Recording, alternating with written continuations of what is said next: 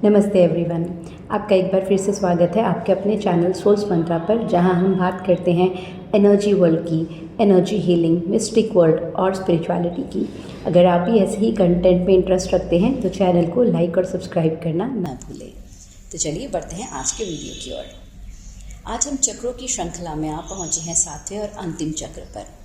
यह वीडियो हो सकता है कि थोड़ा लंबा हो, क्योंकि हम इसमें केवल सहस्रार चक्र के बारे में ही नहीं जानेंगे, बल्कि उससे जुड़े हुए और आध्यात्मिक और शारीरिक आयामों को भी गहराई से समझने की कोशिश करेंगे। तो इसीलिए अंत तक मेरे साथ ज़रूर बने रहें। सहस्रार चक्र, जो कि हमारे चक्रों में 7वां चक्र और स्पिरिचुअलिटी में सबसे ऊंचा चक्र माना गया है। जब हमने ये यात्रा शुरू करी थी तो हमने सबसे पहले बेस चक्र या मूलाधार चक्र से ये यात्रा शुरू करी, और कुंडलिनी के चरणों को समझते समझते आज हम कुंडलिनी के सार पर आ पहुँचे हैं, जो कि है सहस्रार चक्र। परंतु सहस्रार चक्र में प्रवेश करने से पूर्व हम एक और स्थान से होकर गुजरते हैं। यह है बिंदु। इसे 7 मुख्य चक्रों में तो नहीं रखा गया है, परंतु यह आध्यात्मिक सीढ़ी का एक प्रमुख चरण है। जहाँ सब कुछ मिल जाए तो बिंदु का उदय होता है, और यह बिंदु इतना शक्तिशाली है कि इसमें संपूर्ण ब्रह्मांड की क्रिएशन का, जैसे मानिए, ब्लूप्रिंट छुपा हो। सनातन में भी यही वह स्थान है जिसको सिंबलाइज करने के लिए ब्राह्मणों द्वारा शिखा धारण की जाती है। सर के पीछे जो ऊपरी भाग है, यहाँ पर बिंदु का क्षेत्र माना गया है। ऐसा माना जाता है सर के ऊपर मध्य भाग में एक डिप्रेशन या एक गड्ढा सा है, और यहीं से जीवन अमृत निकलता है। यही जीवन अमृत का निवास स्थान है, जो एक बूंद की तरह ऊपर से ट्रैवल करना शुरू होता है और मणिपुर चक्र की ओर बढ़ता है। और प्राणी के संपूर्ण जीवन काल में यह बिंदु धीरे धीरे मणिपुर चक्र में जाकर मणिपुर चक्र की अग्नि में पूरी तरह कंज्यूम हो जाता है, और यही एक प्राणी का जीवन चक्र है।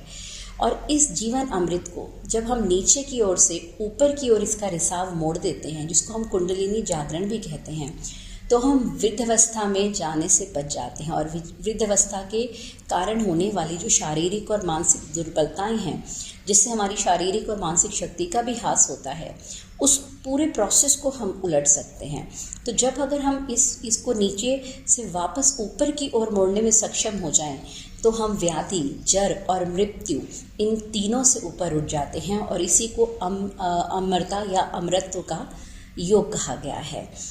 पर इस योग के विपरीत दिशा में होने के कारण, क्योंकि नॉर्मल में ये इसका रिसाव नीचे ही जाएगा, अगर आप कोई भी योगी प्रैक्टिस नहीं करते हो तो ये धीरे धीरे ये अमृत नीचे की ओर जाएगा और विष में परिवर्तित हो जाएगा।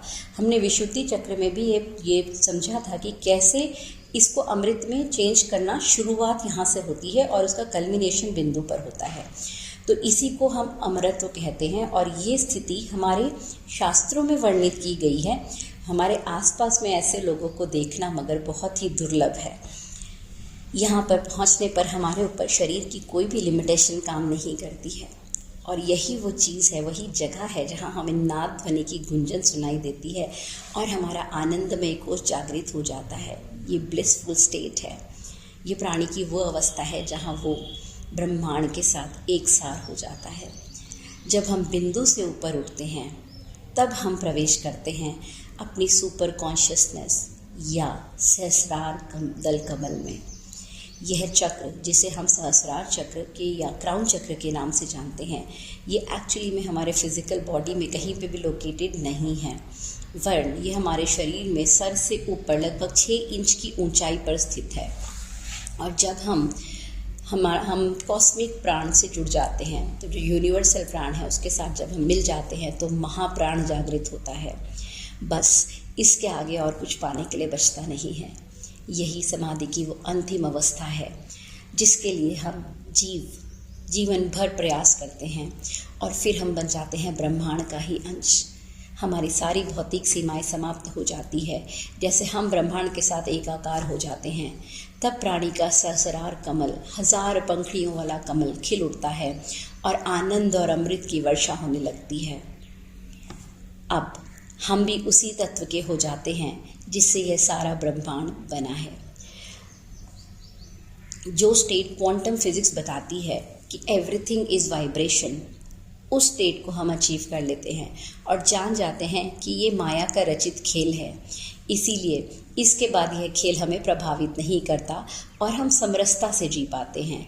ना हम दुख में दुखी ना सुख में सुखी होंगे, क्योंकि अब हम जान गए हैं कि ये सब तो एक माया का प्रपंच है। यही है ओपनिंग ऑफ क्राउन चक्रा या सहस्रार चक्र का खुलना। जब हमारी इंडिविजुअल कॉन्शियसनेस खत्म होती है तब यूनिवर्सल कॉन्शियसनेस का जन्म होता है और यही सही अर्थों में मैं, मेरा, तुम, तुम्हारा का भेदभाव समाप्त कर केवल क्या बचता है, हम बचते हैं। हम मतलब जहाँ सारी सृष्टि एकाकार हो जाती है। यह चक्र मॉडर्न एनाटॉमी के अनुसार हमारे एंडोक्राइन ग्लैंड से भी जुड़ा हुआ है और पिट्यूटरी ग्लैंड या जिसको हम मास्टर ग्लैंड कहते हैं, ये चक्र हमारे उस ग्लैंड का अभिन्न हिस्सा है। अगर हम बात करें कि हमारा सहस्रार चक्र जब खुला हुआ है तो हमें कैसे पता चलेगा और बंद है तो कैसे पता चलेगा, तो सबसे पहली बात है कि जब भी हम ब्लॉक्ड चक्र, क्राउन चक्र की बात करते हैं तो हमें एक डिक्रीज सेंस ऑफ जॉय, मतलब हम जीवन को इन्जॉय नहीं कर पाते हैं, हम जीवन से कनेक्ट नहीं हो पाते हैं। हमें हर चीज़, अपने आसपास की हर चीज़ से डिस्कनेक्ट फील होता है, अपने परिवार से, समाज से, दोस्तों से, इवन प्रकृति से भी। हमारा देखने और बात करने का, सोचने का नज़रिया बहुत ही नेगेटिव, पेसिमिस्टिक होता है। हमें जीवन में हर चीज़ में परेशानी ही परेशानी दिखाई देती है और हमारी सेल्फ इस्टीम बहुत लो होती है। हमें दूसरों पर भरोसा करना हमारे लिए बहुत मुश्किल होता है और ओवर थिंकिंग से हमारा दिमाग हर समय भरा रहता है। जब हम मेडिटेशन करते हैं तो हमें पूरे अपने आसपास की जो जलवायु, हमारी वायुमंडल होता है, उसको तो हम क्लीन करते ही हैं, बट हम अपने अंदर भी डिक्लटर करते हैं। अपने अंदर की ये जो ओवर थिंकिंग वाली चीज़ें हैं, इन सबको हम धीरे धीरे ख़त्म करते चले जाते हैं। अगर हमारा क्राउन चक्र ओपन है तो हमें कैसे पता चलेगा? सबसे पहली बात, यहाँ पर एक बहुत बड़ी भ्रांति है कि क्राउन चक्र ओपन हो गया। क्राउन चक्र ओपन होना इतना आसान नहीं है। योगी सालों साल जब प्रैक्टिस करते हैं, एक एक चक्र को खोलते हैं और किसी गुरु को के संरक्षण में जब हम ये ज्ञान प्राप्त करते हैं, तब कहीं जाकर हमारा सहस्रार कमल खिल उठता है और ये बहुत हाईएस्ट स्टेट है स्पिरिचुअलिटी की। तो पूरा ओपन हो पाना क्राउन चक्रा का, अगर आप गृहस्थ में हैं, आप अपनी सारी जिम्मेदारियों के बीच में हैं, तो शायद थोड़ा कठिन होगा। मगर अगर आप इसे पार्शियली भी ओपन करने में सफल हो जाते हैं तो क्या होगा? तो हमारे जो स्पिरिचुअल गाइड्स हैं ना, वो हमारे साथ जुड़ जाएंगे, वो हमारे साथ कनेक्ट हो जाएंगे। हमें अपने जीवन का हायर पर्पस समझ में आने लगेगा। हमें पता चलेगा कि जीवन में हम सिर्फ यूं ही पैदा होकर मरने के लिए नहीं आए हैं। हमारे अंदर एक कंपैशन की भावना जागेगी जीवन के हर फॉर्म के लिए, पेड़ पौधे के लिए, प्राणियों के लिए, जीव जंतुओं के लिए, सबके लिए हमारे अंदर एक सेल्फलेसनेस की भावना होगी। हम सबके लिए बहुत कुछ अच्छा करना चाहेंगे। एक बहुत बड़ा संसार हमारे सामने खुल जाएगा और फिर हम एक नई यात्रा पर चलते हैं, जो यात्रा हमें कनेक्ट कर देती है प्रकृति के सारे तत्वों के साथ में। जैसे कि मैंने पहले भी बताया कि हमारे जो चक्र हैं, ये हमारे एंडोक्राइन ग्लैंड्स या एंडोक्राइन सिस्टम से जुड़े होते हैं। एंडोक्राइन ग्लैंड्स हमारे से फिजिकल शरीर को चलाते हैं, परंतु हमारे ये जो चक्र हैं, ये हमारे 5 कोशों को प्रभावित करते हैं। तो चक्रों को संतुलित करना या कुंडली को जागृत करना बहुत इम्पॉर्टेंट है, पर ये उतना ही आसान नहीं है जैसा आजकल सोशल मीडिया पर दिखाया जाता है, और उतना मुश्किल भी नहीं है जितना हमें पहले लगा करता था। तो प्रत्येक चक्र पर आपको कम से कम भी 2 से 3 महीने की साधना करनी होती है। उससे संबंधित योगाभ्यास और खान पान की शुद्धता व नियमों का भी पालन करना होता है। जब हम सहस्रार कमल तक पहुंच जाते हैं तो हमारी जो सारे चक्र हैं, ये जागृत हो चुके होंगे, तभी हम वहाँ तक पहुँचेंगे। और ऐसे विरले ही होते हैं जिनका सहस्रार चक्र पूरी तरह से खुल चुका हो, और उनका ऑरा तो देखते ही बनता है। अगर एक सामान्य गृहस्थ की हम बात करें तो हमें निरंतर अभ्यास ज़रूर करते रहना चाहिए, क्योंकि यदि हम पूर्ण अज्ञानता की स्थिति में रहकर जीवन यापन करेंगे तो ये चक्र और अधिक दूषित होते जाएंगे और धीरे धीरे ये हमारे शरीर और मन दोनों को प्रभावित करेंगे। हम इन्हें पूरी तरह से खोलने में भले ही सक्षम ना हो, पर इस तरह निरंतर योग साधना से हम अपना उत्थान ज़रूर करेंगे।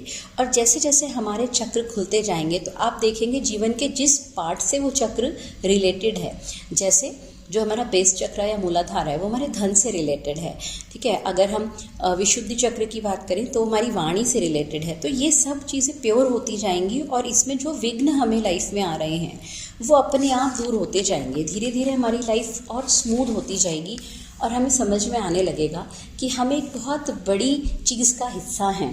हम केवल एक छोटा सा प्राणी नहीं हैं, हम भी तो उसी कॉस्मॉस का पार्ट हैं। जो कॉस्मॉस, जो सूरज उगता है, जो चांद सितारे हमें दिखाई देते हैं, हम भी तो उसी का हिस्सा है। ऐसा कहा जाता है जब एक सितारा जो है वो ख़त्म होता है तो उसी की एनर्जी से मानव शरीर मिलता है, क्योंकि एनर्जी तो बनाई नहीं जा सकती, ना डिस्ट्रॉय की जा सकती है। तो आप भी उसी तत्व से तो बने हैं और इसीलिए हर क्षण याद रखिए कि आप एक अनंत शक्ति हैं जो पूरे ब्रह्मांड में निहित है। तो आपको बस नॉन जजमेंटल रहना है, किसी के लिए कुछ गलत भावना आपके मन में ना आए। दिन दिन बस एक विचार हो कि मुझे कल से बेहतर बनना है, कल से बेहतर बनना है।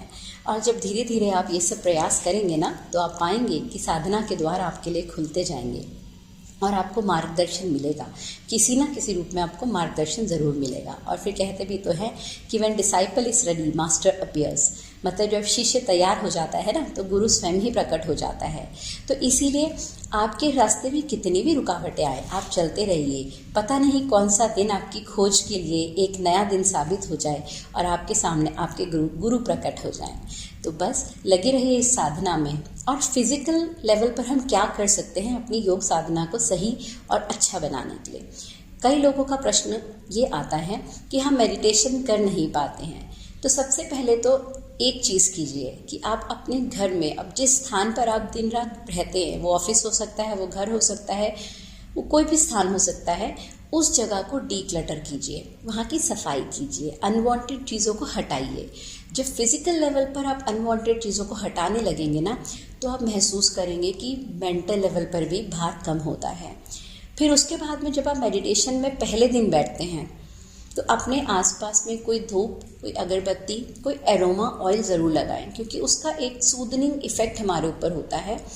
दीपक जलाकर बैठें। तो ये रिचुअल्स है ना, ये हमें ग्राउंडेड होने में हेल्प करते हैं।